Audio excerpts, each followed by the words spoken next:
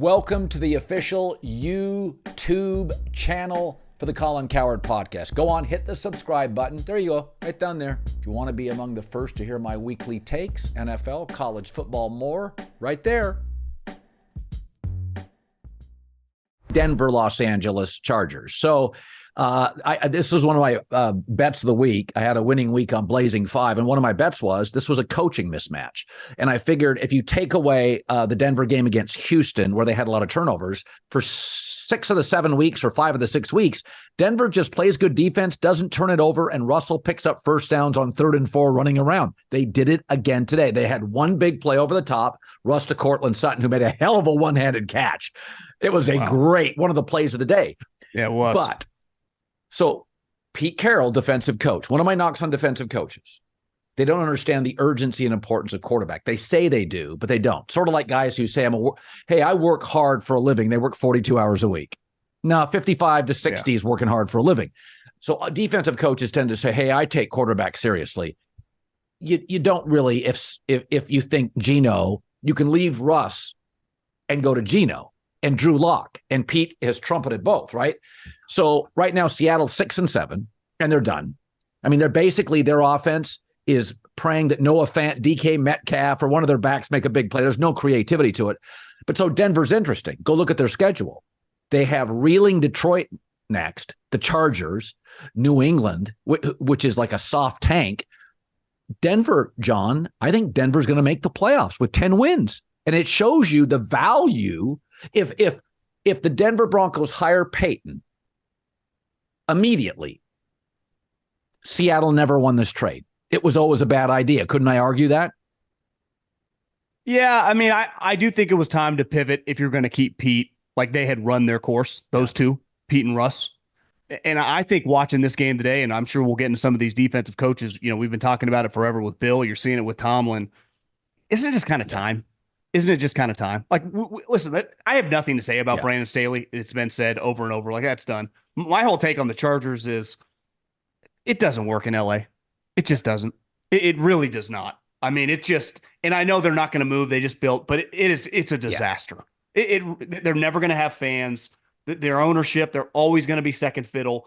Just to the other NFL team, let alone the Dodgers and the Lakers, are dramatically bigger. If USC ever has a pulse in the Big Ten, they'll be bigger. It's just never going to work. I don't care if Justin Herbert has 10 straight years that don't quite look like this year, that he gets back on track and is awesome. Even if they were to hire Jim Harbaugh, they're the Steve Ballmer Clippers. Like, you know what? I was thinking about this during the game.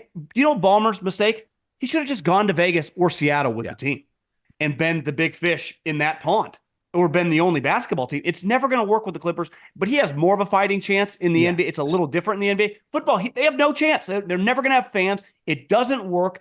It's a freaking disaster. And today, like you said, I mean, Sean Payton and that team is just more buttoned up. I don't think Denver's that great, though he gets a lot of credit for just figuring out what they do well. They kind of dink and dunk. Like you said, Sutton's a really good player. Defensively, the way he stood by Vance Joseph, weathered the storm. They played really good. They're only one game back right now, the Chiefs. Now, I wouldn't bet on them to win the division. The Chiefs got the Patriots coming up. But if I would have told you that 5-6 weeks ago, that come right around a couple weeks before Christmas, it's going to be a one-game separator, you would never have known. Well, I mean, Simmons on defense, Singleton, DJ Jones, Surtain, there's some real players. Bowles is a very good left tackle. I like both P. Ryan and Williams, the running back. Javonte Williams Sutton's a really good player. Their tight ends are capable. I think Jerry Jeudy's a bit of a miss, but he's enough of a speed threat that you have to defend him. And Russ is about 80% of what he did in Seattle. You get one big play a game, one teardrop throw a game, and about 6 scrambles for first downs, and it's a lot of dink and dunk. But what I will tell you this is that I don't think Sean Payton loves Russell. I don't think they fit. He's like not as athletic as Taysom Hill and not as accurate as Drew Brees. He's like 70% of both. So you get a little bit of both. And I think Sean would rather have the great athlete and the great thrower. He's got like a B plus at both, B to a B plus. But I will say, I looked at Denver's schedule. Here it is, John. Lions, New England, Chargers, Raiders. John, they're gonna win 11 games. They just won. They're 7-6. I think Denver's gonna make the playoffs. Yeah, he would definitely throw his hat in the ring if they win out and win 11 games for Coach of the Year after the way it started. You could not deny it. I not in a million years would I thought.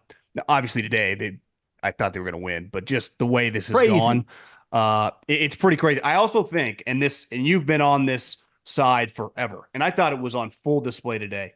Offensive coaches, and it really started on Thursday night. Mike Tomlin, he just lost to two teams with a combined coming into their games 4-20 records. Like that's embarrassing. Like it's over. Pete Carroll today. His offensive player, DK Metcalf's out of control, always causing fights. He can't do the offense. He has no impact over. Obviously, we've seen it with Bill. You look, Shane Steichen, I know they lost today, but having his team 7-6 with Gardner Minshew, what Kevin Stefanski's doing with the group of quarterbacks he's had rolling into Joe Flacco, Zach Taylor was Jake Browning. I mean, all these offensive coaches, a lot of these guys are dealing with backup quarterbacks and are being very functional. Yet these defensive guys, Harbaugh got a little lucky today. I mean, Lamar pulled some crazy plays out. McVay screwed up the timeouts. But listen, they have a high-level organization, and he's part of that. But most of these defensive coaches, especially the older guys, like it just feels kind of over. I mean, we saw it with McDermott with the article, and then you see it all over the league. It's very, very difficult when your offense sucks and you can't do anything. In the AFC, these are playoff teams. Miami, Kansas City, Jags, Cleveland, Cincy. All offensive coaches, 5 of 7. On the bubble, the Colts, Denver, and Buffalo. Now, Buffalo won, so they may be in, but Colts and Denver on the bubble, offensive coaches. In the NFC, Philadelphia, San Francisco, Detroit, despite their loss, Dallas, Minnesota, Green Bay, 6 of 7 offensive coaches. By the way, on the bubble, Rams, Atlanta, both offensive coaches. Like, I've been on this for years, and I know it's probably tedious to my followers, but it's like a tidal wave now. And the only reason Buffalo's going to get in if they do is because Josh Allen's a freak. I mean, he's literally physically, he's Cam Ben, but more talented than Big Ben and Cam. That's what he is. Yeah, I mean, I think we're going to see, I think Schefter a couple weeks ago said potentially 10 openings.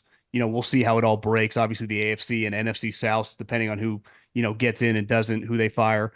But how could you hire anyone but an offensive coach, right?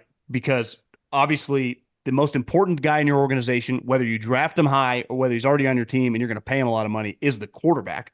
So wouldn't you want the coach? And most of these guys that you listed are all the play callers as well. So they're not only the head coach, half the game they're on the sideline impacting the game. Like, let's face it, Tomlin, Pete, all these guys, even Vrabel, who I like, but he's having some offensive issues lately, just kind of call timeouts and give some rah-rah speeches. Yet you watch Kyle, McVay, Steichen, all these guys, they are impacting half the game at minimum. Just and a lot of these guys, they got backup quarterbacks.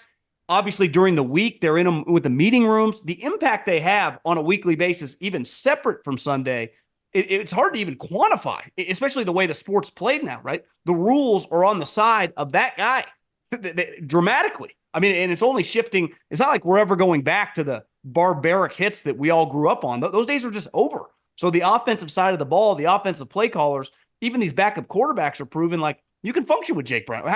Jake Browning is one of the craziest stories I've ever seen, Colin. I thought he was a mediocre college player at best. He looks really solid.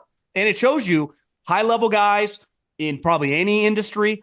Football is no different than anyone listening to this, and whatever you do in the private sector, you can improve. And high-level people constantly work at it, especially when they're passionate about what they do. And he's a great example. Chris Peterson, smart guy. He has gotten dramatically better